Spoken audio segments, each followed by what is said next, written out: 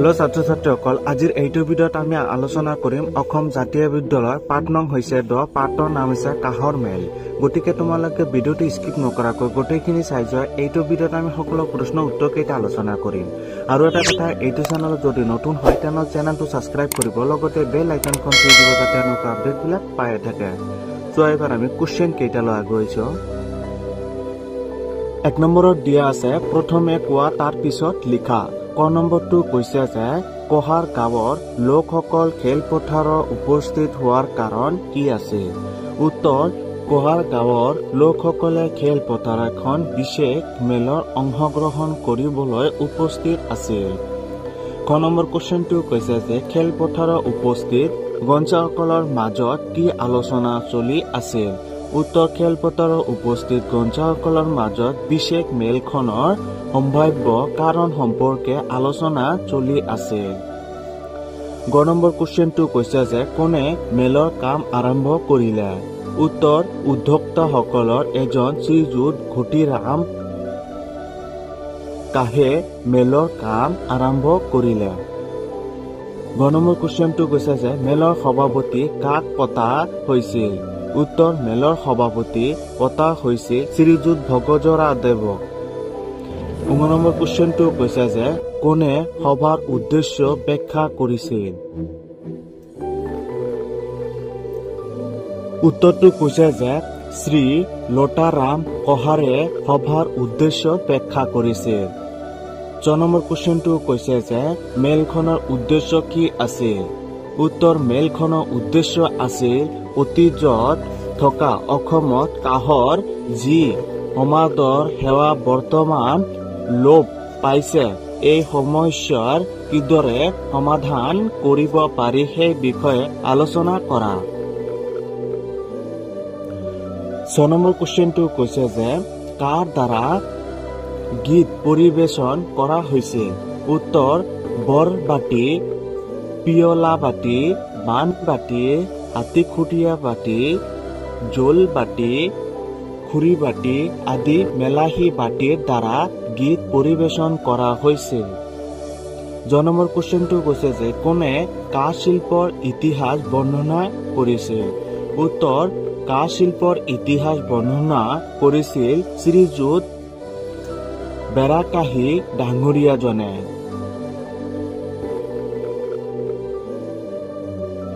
এবাৰ আমি 2 নম্বৰ কোশ্চেনটো আলোচনা কৰিম কৈছে যে পাঠ্য পঢ়া আৰু মনত পেলাই কাক বলে লিখা উত্তৰ ক মৰা কাহৰ সজুলি খ নম্বৰটো কৈছে যে তলা কাহৰ সজুলি গ নম্বৰটো কৈছে যে তলুৱা কহাৰ চোৱা উত্তৰটো এনেকে লিখিবা যে ক নম্বৰটো কহ মৰা কাহৰ সজুলি তিতাবৰৰ কহমৰা কাহৰ সজুলি অসমীয়া মানুহে বৰ ভাল পাইছিল কহমৰা সজুলি গাটোত ওখকৈ টৌ কটা থাকে ভাবে এইবোৰ কমৰে কথা কহিয়া টৌ কটা বখলীয়া আছিল নামেৰেও জনা গৈছিল খ নম্বৰটো কৈছে যে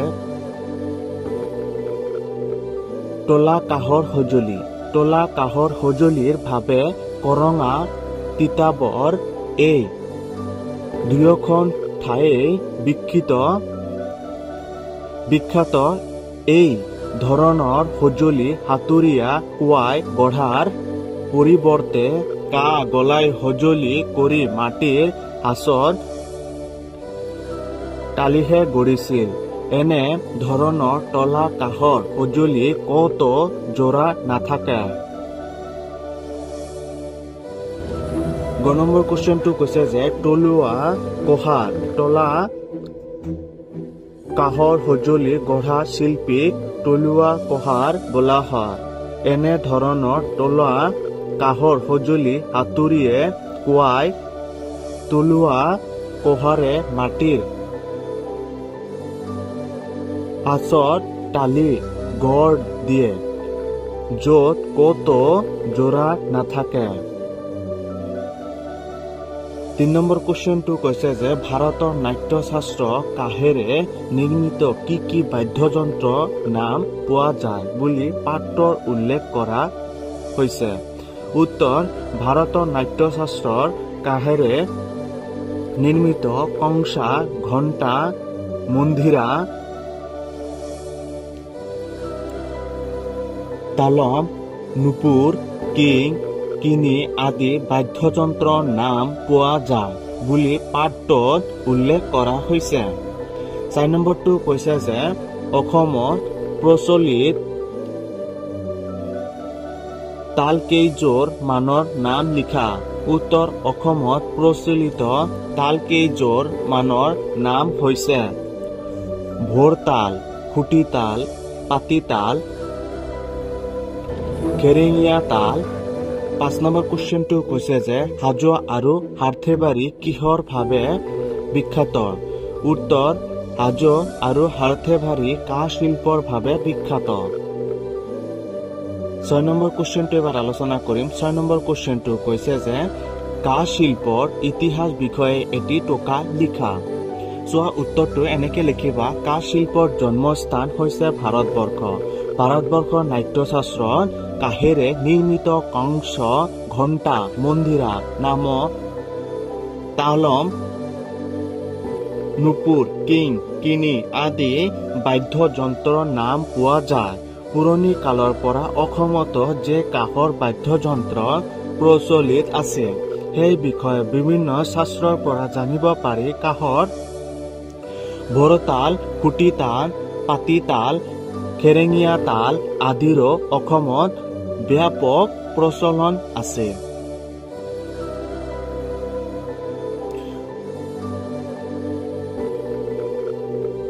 অসমৰ হাজো হাৰ্থেবাৰী কাঁহৰ বাচন গঢ়া হয়।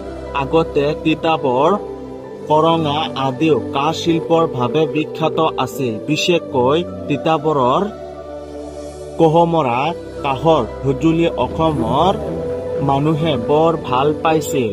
এনেধৰণৰ সঁজুলিৰ উপৰিও তলুৱা, কঁহাৰে গঢ়া কাঁহ গলাই জুলীয়া কৰি মাটিৰ সাজত কৰা তলা কাঁহৰ সঁজুলিৰ বাবেও এসময়ত তিতাবৰ, কৰঙা বিখ্যাত আছিল।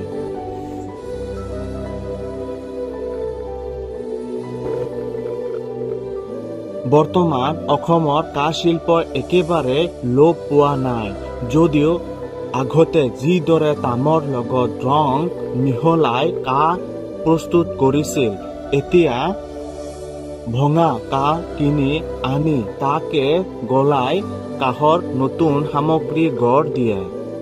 এবাৰ আমি 7 নম্বৰ কুৱেশ্যনটো আলোচনা কৰিম। কৈছে যে বুজা আৰু লিখা। ক নম্বৰটো কৈছে যে হাত আৰু মুখ। হাত, মুখ। খ নম্বৰটো কৈছে যে হাত আৰু ভৰি। হাত, ভৰি। ল'ৰা আৰু ছোৱালী। ল'ৰা, ছোৱালী। হাতেৰে মৰা চাপৰি। হাত, চাপৰি। অং নম্বৰটো কৈছে যে জন্মৰ স্থান। জন্মস্থান। এবাৰ 8 নম্বৰ কুৱেশ্যনটো আলোচনা কৰিম। কৈছে যে পঢ়া, বুজা আৰু লিখা। ডাঙৰীয়া, ডাঙৰীয়াজনী। মাননীয়, মাননীয়া। বুদ্ধিমান, বুদ্ধিমতী। শ্ৰীযুত, শ্ৰীযুতা। শ্ৰীমান, শ্ৰীমতী। এবাৰ 9 নম্বৰ কুৱেশ্যনটো আলোচনা কৰিম। কৈছে যে বুজা আৰু লিখা। মেল য'ত কৰা হয় মেলথলী। সভা য'ত কৰা হয় সভাথলী। ৰণ য'ত কৰা হয় ৰণথলী। পূজা য'ত কৰা হয় পূজাথলী। উৎসৱ য'ত কৰা হয় উৎসৱথলী। এবাৰ আমি 10 নম্বৰ কুৱেশ্যনটো আলোচনা কৰিম। কৈছে ব্যাখ্যা ৰচনা কৰা। উত্তৰ হাত চাপৰি, সমাধৰ, বিখ্যাত, আশা। এবাৰ হাত চাপৰি। তেওঁৰ সুন্দৰ বক্তৃতাৰ পিছত সভাঘৰ হাত চাপৰি শব্দৰে উপচি পৰিছিল। সমাধৰ সাহিত্যিকজনক গ্ৰন্থৰ সকলোৰে মাজত সমাধৰ লাভ কৰিছে। বিখ্যাত মহাত্মা গান্ধীৰ জগত বিখ্যাত লোক। আশা পৰীক্ষাত প্ৰথম স্থান পাবই বুলি তেওঁ আশা কৰি আছে।